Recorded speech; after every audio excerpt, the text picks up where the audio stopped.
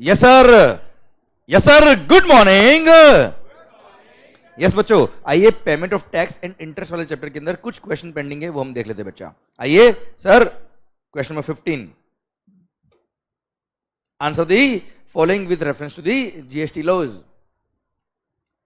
What is CIN? याद है बेटा, चालान आइडेंटिफिकेशन नंबर। जब आप बैंक में पेमेंट करते हो बेटा, ऑनलाइन पेमेंट जब करते हो बेटा, तो एक चालान आइडेंटिफिकेशन नंबर इशू होता है, जो एक एविडेंस है कि आपने पेमेंट कर दिया है, इन गवर्नमेंट के अकाउंट में पैसा चला गया है। कल को गवर्नमेंट पूछे कि आपने कब पे किया, वो चालान सीआईएन नंबर दिखा देना कि साहब हमने ये पे किया साहब। हाँ ना भाई, चल। When is interest payable? Interest payable कब होता है बच्चों? दो केस में, अगर कोई एसएससी पूरा टैक्स या part of the tax late pay कर दिया करता है, डिले पे करता है फ्रॉम द ड्यू डेट, तो ऐसे केस में इंटरेस्ट लगता है। सेकंड, अगर आपने रॉन्गली अवेल्ड आईटीसी को यूटिलाइज कर लिया, रॉन्ग अवेलमेंट पे इंटरेस्ट नहीं है बेटा, उसको अगर यूटिलाइज कर दिया तो इंटरेस्ट लगेगा, वरना इंटरेस्ट नहीं लगेगा। Okay. Third, how does the new payment system benefit the tax payer and commercial tax department? जो हमने ऊपर पढ़ा लिस्ट बेटा बेनिफिट्स की, वो सब यहां दे रखा बेटा। अरे क्लियर? ठीक सर। आइए बच्चों, Messrs Software Limited reduced the amount of rupees 2 lakh from the output tax liability by utilizing wrongly availed ITC while paying liability for the month of December 22. A show cause notice was issued by the tax department to pay tax along with interest. एक notice issue किया गया by department to pay the tax along with the interest. Messrs Software Limited paid the tax and interest on 31st March. Calculate the interest liability, ignore the penalty बेटा। Clear sir? देखो modify किया हुआ इसका answer मैंने according to the amended law बेटा। हाँ है ना भाई? सबसे पहली बात तो ये, while paying the liability for the month of December 22। Sir अब हमने दिसंबर 22 का लायबिलिटी पे करते वक्त रॉन्ग अवेल्ड आईटीसी यूज कर लिया। अच्छा सुनो, इंटरेस्ट लगता कब से है? जिस दिन हमने रिटर्न फाइल किया। जिस दिन हमने रिटर्न फाइल किया उसके नेक्स्ट डे से बेटा, या due date of filing return whichever is earlier. अब इसने actual date of filing the return तो दे नहीं रखा बेटा, तो यहाँ पे देख actual date of filing return नहीं दे रखा बेटा, इसलिए हम अज्यूम करेंगे, क्या करेंगे बेटा, कि दिसंबर 22 का इसने रिटर्न कब फाइल किया होगा बेटा? 20 जनवरी 2023 को इसने रिटर्न फाइल किया होगा। ऐसा आपको लिख के आना है। Since the interest is chargeable from the date when he actually utilises the amount of wrongly availed ITC. Clear? And date of actual utilisation कब मानते हैं? Date of filing the return या due date of filing the return whichever is earlier is the date of utilization of wrongly availed ITC. हाँ है ना भाई? Clear? Since in this question actual date of filing return is not given, therefore we are assuming that कि return would have been filed on due date that is January 20th January 2023. तो 21 जनवरी से 31 मार्च तक number of days बताओ। देखो जनवरी में 20 दिन गए 11, फरवरी में देख 2023 है बेटा, लीप ईयर नहीं है, 28 और 31, बताइए 70 डेज। तो सर कितना होता है? 2 lakh into 18% into 70 divide by 365। हाँ है ना भाई? ये अमाउंट आया अप्रोक्सीमेटली, आंसर करेक्ट आ गया बेटा। भारत माता की जय। मजा आया बेटा आपको? देखिए सर डायरेक्ट क्वेश्चन बनते हैं बेटा, आपने तो नेक्स्ट लेवल से पढ़ाई करी हुई बेटा।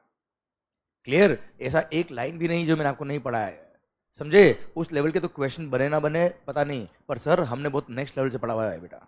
Okay clear? इसलिए मैं आपको रोज कहता हूँ कि जो आपने पढ़ा है उसको रिवाइज कर लीजिए बच्चों, नेक्स्ट लेवल पे। क्लियर? इनफैक्ट सर जैसा आपने बोला क्या नाम सर? विनय, विनायक, अरे वाह सर। तो विनायक ने बोला, ऐसा कई सारे लोगों के भी सर, पेरेंट्स या आपके रिलेटिव्स में किसी का अगर बिजनेस है, वो अगर जीएसटी रिटर्न फाइल करते हैं या कुछ प्रॉब्लम आती है, कभी कभी आप डिस्कशन करते होंगे, तो आपको भी लगता होगा हाँ यार हम डिस्कशन में पार्टिसिपेट कर पा रहे हैं, उसका आंसर दे पा रहे हैं जो पापा पूछ रहे हैं या भाई पूछ रहा है अपने से। क्लियर? सो हमने उस लेवल से पढ़ाई करी है यार। क्लियर? पर ओनली थिंग इज दैट, देखो यार मेरे में नॉलेज कितना भी हो, क्लियर, उससे फर्क नहीं पड़ता। क्लियर? मैं यहाँ पे कोई शो ऑफ करने नहीं आया देखो मेरे को कितना आता है, मैं ये शो ऑफ करना है कि देखो मेरे बच्चों को कितना आता है बेटा। हाँ है ना भाई? तब मेरी जीत है हमेशा। इसलिए मैं हमेशा क्या कहता हूँ, देखो मैंने तो अपना काम यहाँ किया है, हर चैप्टर की क्वेश्चन भी आपको करा रहा हूँ यहाँ पे बेटा। क्लियर? आपके एंड पे अगर हो गया ना सर, सफलता मिलेगी मिलेगी, 100% गारंटी अपनी बेटा। Okay clear? आओ बच्चों 17, हम लोग हमेशा रिजल्ट पे फोकस करते हैं, मैं कहता हूँ पढ़ाई पे फोकस करो, रिजल्ट अपना पाएगा।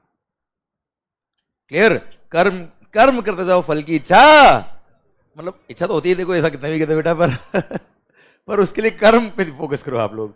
सर आइए, determine with brief reasons Determine with brief reasons whether the following statement is true or false. Electronic cash ledger balance of rupees 5,000 under measure head of IGST can be utilized for discharging liability of the measure head CGST. Can it be utilized? No, the statement is false. Sir, the amount available in any of the measure head, any of the minor head of the measure head can never be used for any other minor head of the any other measure head or the same measure head. कहीं काम नहीं आता है. But you can transfer the funds and then you can utilize it. बेटा हाँ है ना भाई? Very good बेटा. चैप्टर था ही क्या 5 पेज का चैप्टर है बेटा. कितने क्वेश्चन बनेंगे इसमें से? Clear? What are the e-ledgers? हाँ बेटा.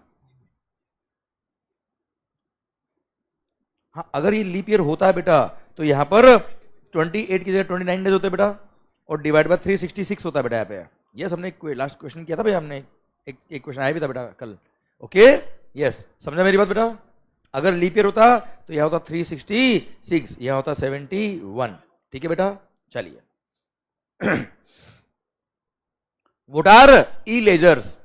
अच्छा और कोई डाउट तो नहीं बेटा आपको? कंफर्म ना? Okay good good. What are e ledgers हमने बात कर ली बेटा ई लेजर के बारे में.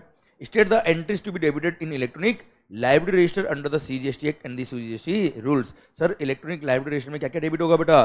सारे amount of tax, interest payable, late fee, other amount payable बेटा. फिर अगर कोई टैक्स इंटरेस्ट पेनल्टी आप pay due to any proceedings और अमाउंट ऑफ इंटरेस्ट एज में भी अक्रू फ्रॉम टाइम टाइम, ये सब डेबिट होगा बेटा. अरे क्लियर समझे? अच्छा सुनो, हम अकाउंटेंसी नहीं पढ़ रहे यार. अकाउंट्स का डेबिट क्रेडिट यूज मत करना बेटा. यहाँ पे लाइबिलिटी डेबिट हो रही बेटा अकाउंट में. क्लियर? और उसके बाद आपको जब पेमेंट करेंगे कैश लेजर से या क्रेडिट लेजर से तब लाइबिलिटी क्रेडिट हो जाएगी, मतलब पे हो गई बेटा आपकी. क्लियर? मतलब अकाउंट्स में चलता है उल्टा, या मतलब अकाउंट्स में सही चलता है, यहां चलता है उल्टा बेटा. अरे क्लियर? समझे मेरी बात? ओके बच्चों.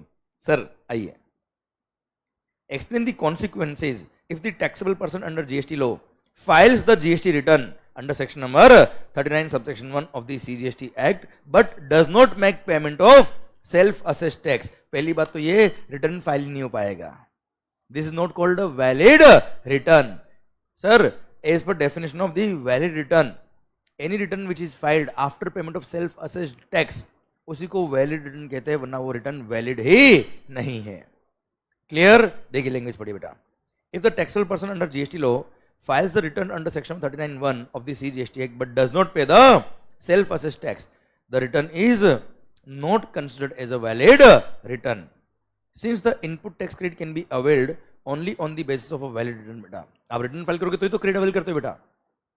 The taxable person in the given case will not be able to claim any input tax credit, नहीं ले पाएगा. He shall also be liable to pay interest, penalty, fee or other amount payable under the CGST Act for non-payment of tax.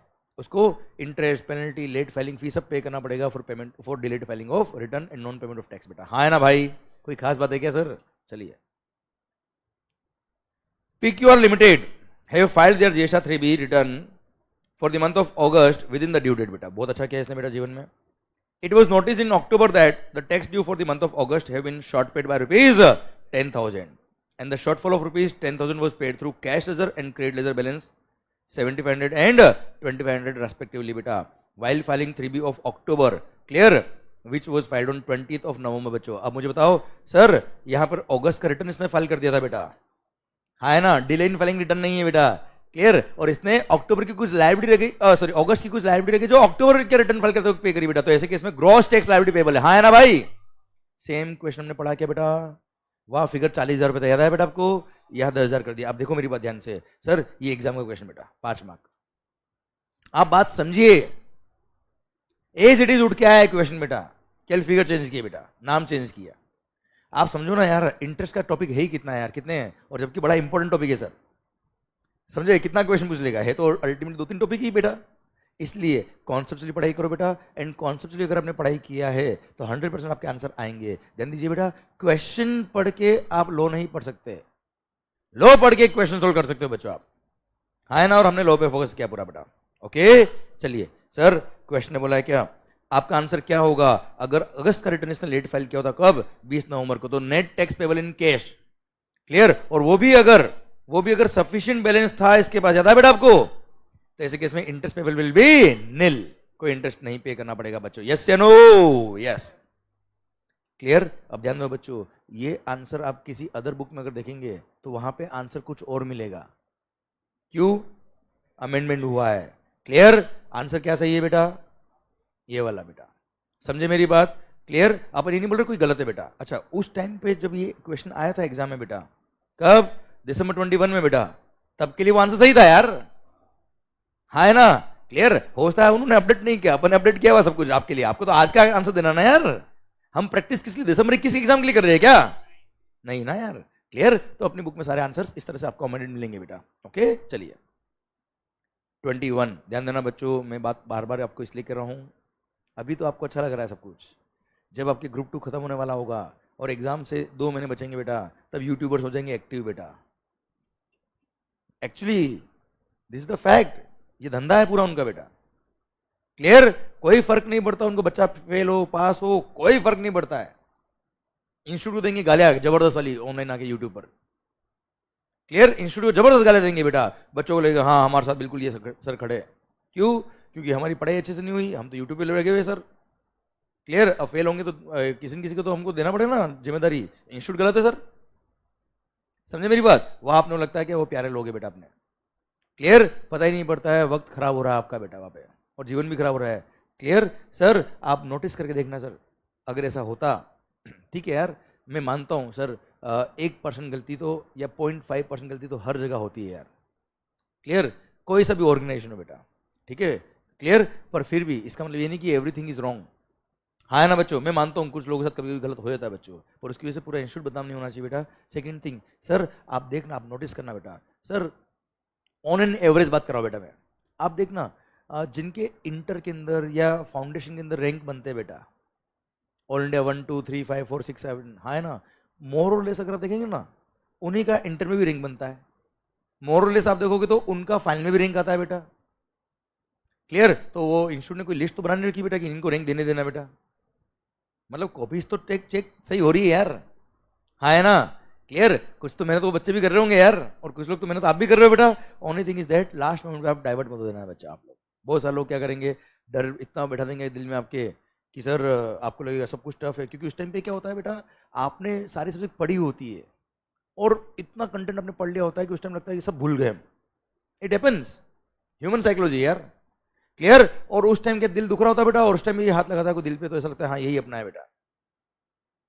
अरे clear? समझे मेरी बात? Sir वहां ध्यान रखना आप, वहां बहुत सारे बच्चे क्या करते, 2 ग्रुप से फिर 1 ग्रुप पे आए थे, डर की राजनीति होती बेटा वो। Clear?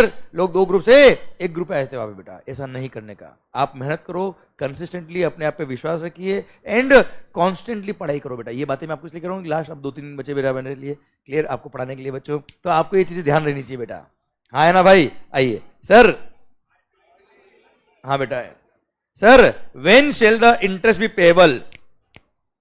When shall the interest be payable by a registered person under section number 50? And what is the maximum rate of interest chargeable for the same बेटा? हाँ है ना भाई? पढ़ लिया हमने बेटा, 2 केस में इंटरेस्ट लगता है और 18% पर annum is the rate of interest in both the cases बेटा। आइए, mister Ram Narayan, a registered supplier under GST wants to discharge his self-assessed tax liability for the current period before settling the dues for the previous tax period. क्या ये कर सकता है क्या बेटा सा? नहीं, order of discharge of tax liability दे रखा है बेटा, that has to be followed mandatorily बेटा। क्लियर? पहले प्रीवियस टैक्स पीरियड का टैक्स एंड अदर ड्यूज, फिर करंट टैक्स पीरियड का टैक्स एंड अदर ड्यूज, और उसके बाद सेक्शन नंबर 73 और 74 का डिमांड आपको पे करना पड़ता है। इसलिए ये सीक्वेंस आपको मैंडेटरीली फॉलो करनी पड़ती है। इसलिए ये करंट टैक्स पीरियड का सेल्फ असेस्ड टैक्स पहले नहीं पे कर सकता जब तक कि प्रीवियस टैक्स पीरियड के टैक्स एंड अदर ड्यूज पे नहीं हो जाए बच्चा, हाँ है ना भाई? चलिए अंतिम question, discuss whether the amount available in electronic credit ledger can be used for making payment of any tax under the GST laws. Sir पहली बात तो ये, सर इलेक्ट्रॉनिक क्रेडिट लेजर की को आप यूज कर सकते हो for payment of any of the liability of tax which is on your outward supply. हाँ, आउटवर्ड सप्लाई पे जो लायबिलिटी उसको पे करने के लिए आप क्रेडिट यूज कर सकते हो, भले वो आउटवर्ड सप्लाई की liability on your own asset में निकली हो बेटा, या किसी प्रोसीडिंग के थ्रू डिपार्टमेंट ने निकाल के बताइए कि आपकी इतनी लायबिलिटी बनती है बेटा, पर अगर आपकी आउटपुट टैक्स लायबिलिटी है उसको पे करने में काम आएगा। बट अगर कोई इनवर्ट सप्लाई था जिसमें रिवर्स चार्ज मैकेनिज्म में आपकी लायबिलिटी बोली टैक्स की लायबिलिटी बेटा, but you can not use your input tax credit for payment of that liability payable under reverse charge mechanism, हाँ है ना भाई? क्लियर? डन। आइए Multiple choice question, balance in electronic credit ledger can be utilized against payment of only output tax. A is the correct answer. Which of the following shall be discharged first while discharging liability of a taxable person? बेटा sir previous tax period का all dues बेटा, हाँ है ना भाई, clear. इसी के साथ भारत माता की जय। आप मुझे समझाइए, जब आपने लॉ अच्छे से पढ़ा हुआ तो आंसर अपना हो रहे नहीं हो रहे बेटा आपके, क्लियर, डन। इसी के साथ भारत माता की जय। क्या लिखा बेटा आपके लिए? The struggle you are in today is developing the strength you need for tomorrow. Clear. कल अगर आपको ताकतफुल बनना है तो आज आपको स्ट्रगल करना ही पड़ेगा बच्चों। भारत माता की जय। और इसी के साथ ये टॉपिक भी खत्म होता है। अब आई होप सर ये सारे क्वेश्चन करने की वजह से शायद आपको ये कॉन्फिडेंस बन रहा है कि जो हमने पढ़ा वो हमको सब याद है बेटा, क्लियर। एंड सर जैसा मैंने आपको बताया, हर चैप्टर के अंदर सर हर सब्जेक्ट में आप जरूर फॉलो करना, क्योंकि कुछ बच्चों ने मेरे को बोला कि उससे फायदा हुआ है कि सर जैसे 20 क्वेश्चन किसी चैप्टर में बेटा, तो जो क्वेश्चन बहुत इजी आपको लगता है पढ़ते ही आ रहे हैं तो उसको कट करते जाइए बेटा, सो दैट लास्ट के लिए आपके पास क्वेश्चन कम रहे। सेकंड रिवीजन जब होगा तब कुछ क्वेश्चन और कट जाएंगे बेटा, सो दैट 1.5 डे में आप रिवीजन पूरा कर पाएंगे। और अगर किसी क्वेश्चन में 2 पॉइंट नए हैं बाकी एचडी सेम है बेटा, तो वो 2 पॉइंट और उसका रेस्पेक्टिव 2 पॉइंट का आंसर, उसका वर्किंग नोट वो मार्क कर लीजिए, वो देखा बाकी काम हो गया बेटा, हाँ है ना भाई। ये प्रैक्टिस जरूर फॉलो करना, डेफिनेटली आपको फायदा होगा बेटा, क्लियर। और शायद कुछ लोगों को फायदा हुआ भी बेटा, क्लियर, डन। भारत माता की जय। इसी के चैप्टर का क्वेश्चन भी खत्म होता है अब।